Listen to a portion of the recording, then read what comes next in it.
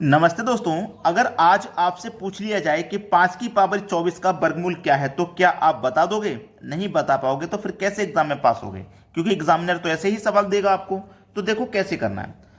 5 की पावर 24 का वर्गमूल बताना है ना, तो वर्गमूल वाला साइन लगाइए। पहले लगा लिया ना, वर्गमूल वाला साइन लगा लिया। 5 की पावर 24, अगर मैं इस वर्गमूल को हटाऊंगा तो इसका मतलब क्या होता है? पावर 1/2। यही तो इसका मतलब होता है, पावर 1/2। अब देखो, 2 से इस 24 पावर को हम कटाएंगे तो 12 बार में कटेगी पावर। तो इसका मतलब 5 की पावर कितनी हुई? 12। 5 की पावर कितनी हुई? 12। बस हो गया आंसर।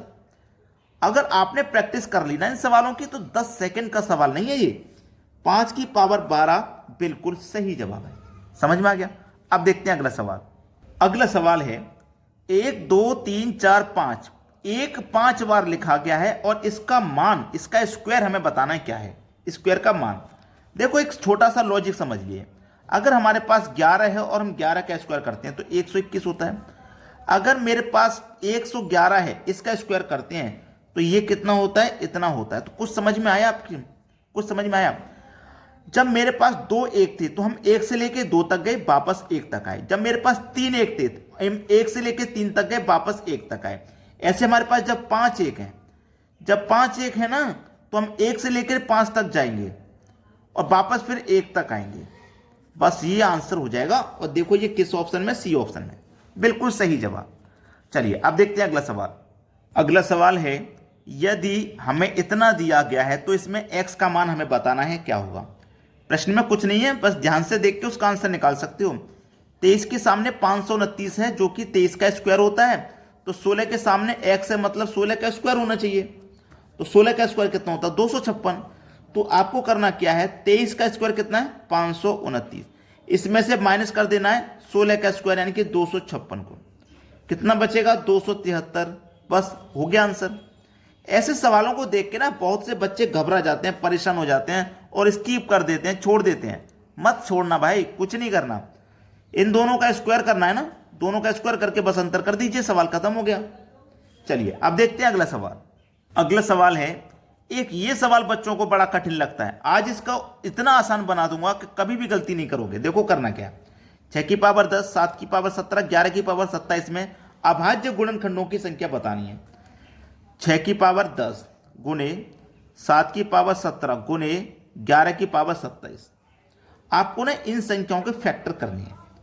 तो देखो 6 का फैक्टर हो जाएगा 2 गुने 3, लेकिन 7 का फैक्टर तो भैया 7 गुने 1 ही बनेगा, और 11 के फैक्टर तो 11 गुने 1।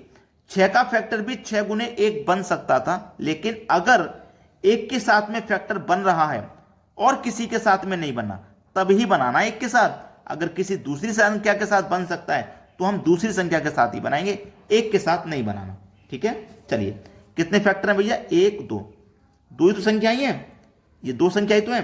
तो इस 2 का गुना आपको इस 10 से कर देना, 20 आ जाएगा।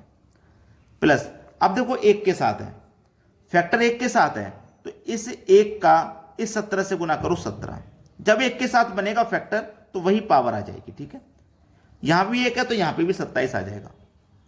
जोड़िए भाई सबको, सबको जोड़िए। 7 और 7 14, 14 0, 14 का 4 हासिल लगा 1, 2 और 1 3, 3 2 5 और हासिल का 1 6, 64 आ गया। सवाल का सही जवाब 64, जो कि हमारे बी ऑप्शन में दिया गया है। अब देखेंगे अगला प्रश्न।